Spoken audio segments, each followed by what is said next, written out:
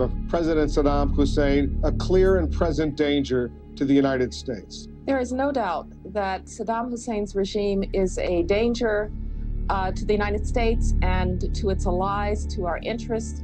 It is also a danger that is gathering momentum, and it simply makes no sense to wait any longer to do something about the threat that is posed here. As the President has said, the one option that we do not have is to do nothing. The President has, I think, put it exactly right. He has said that the one choice we don't have is to do nothing.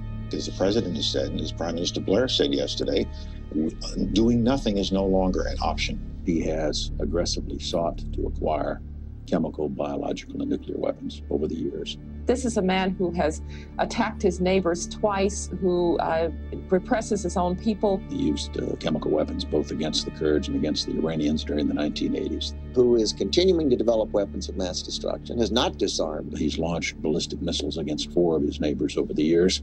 Who's tried to assassinate a former American president, who pays $25,000 to Hamas bombers, by the way, some of whom blew up Hebrew University, and with it 5 Americans. Before the Gulf War, back in 1990, we had reason to believe then that he had established a program to try to produce a nuclear weapon. We went in and were able to find out that they were within 6 months to a year of having a nuclear weapon. History shows that you are always surprised about how quickly someone acquires a terrible weapon. We were surprised that the Soviet program was as far along as it was. We thought it would be 1955, it was 1949. We have to assume there's more there than we know. What we know is just bits and pieces we gather through the intelligence system, but nobody ever mails you the entire plan.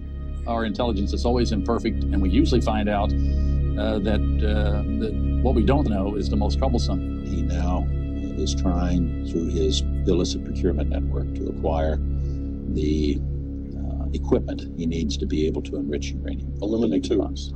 Specifically aluminum tubes. There's a story in the New York Times this morning. Reporting just this morning that he is still trying to acquire, for example, some of the specialized aluminum tubing one needs to develop centrifuges that would give you an enrichment capability. Is there any hard evidence directly linking the Iraqi government to al-Qaeda and the 9/11 terror attacks against the United States?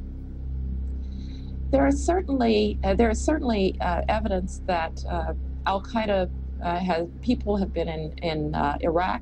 We've seen in connection with the hijackers, of course, Mohammed Atta, who was the lead hijacker, did apparently travel to Prague on a number of occasions. And on at least one occasion, we have reporting that places him in Prague with a senior Iraqi intelligence official a few months before the attack on the World Trade Center. It's just more of a picture that is emerging, that there may well have been contacts between al-Qaeda and Saddam Hussein's regime. There are others, and we will be laying out the case. Again, I want to separate out 9/11 from the other relationships between Iraq and the al-Qaeda organization. There is a pattern of relationships going back many years. One of the things we learned from September 11th was that the intent of the terrorists and those who would supply them with weapons of mass destruction is very, very clear. They're to wipe out our way of life. The problem here is that there will always be some uncertainty about how quickly he can acquire a nuclear weapon. But we don't want the smoking gun to be a mushroom cloud.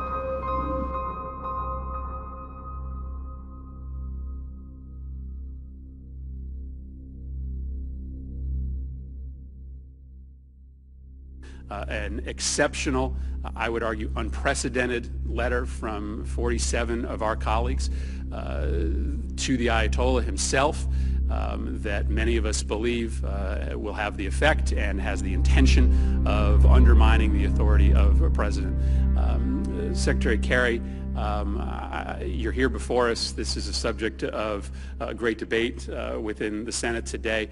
What do you believe are the ramifications of this letter? What do you believe is your interpretation of the facts of that letter, which state essentially that any agreement signed by the United States expires the minute a new president is sworn into office?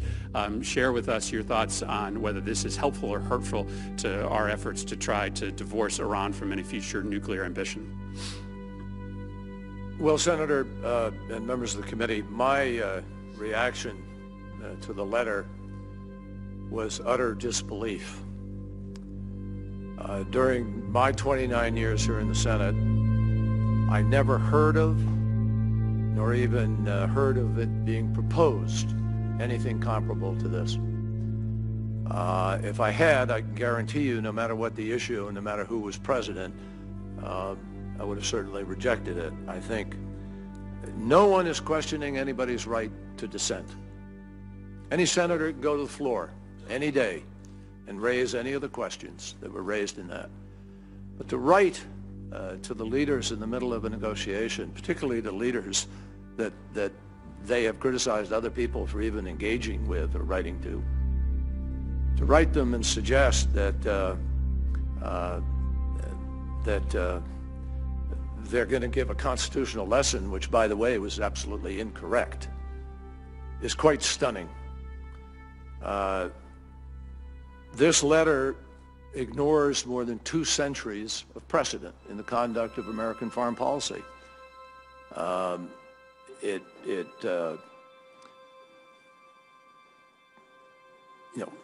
Formal treaties obviously require the advice and consent of the United States Senate. That's in the Constitution. But the vast majority of international arrangements and agreements do not. And around the world today, we have all kinds of executive agreements that we deal with. Protection of our troops, the recent agreement we just did with Afghanistan. Any number of non-controversial and broadly supported foreign policy goals. The executive agreement is a necessary tool of American foreign policy. It's been used by presidents of both parties for centuries, literally.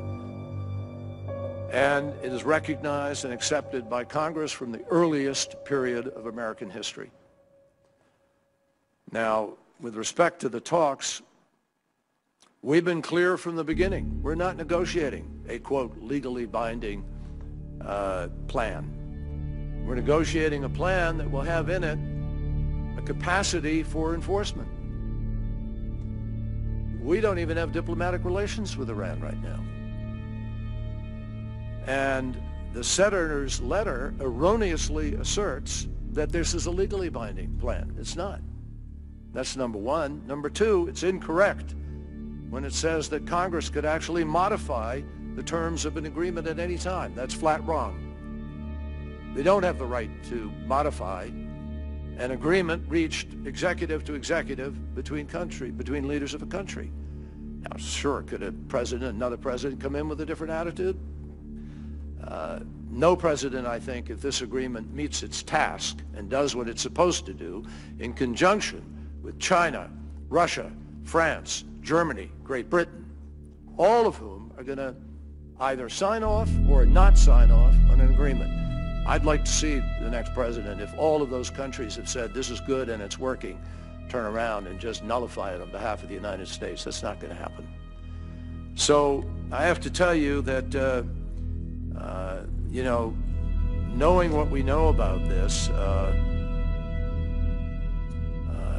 this risks undermining the confidence that foreign governments in thousands of important agreements commit to between the United States and other countries. And it purports to tell the world that if you want to have any confidence in your dealings with America, they have to negotiate with 535 members of Congress.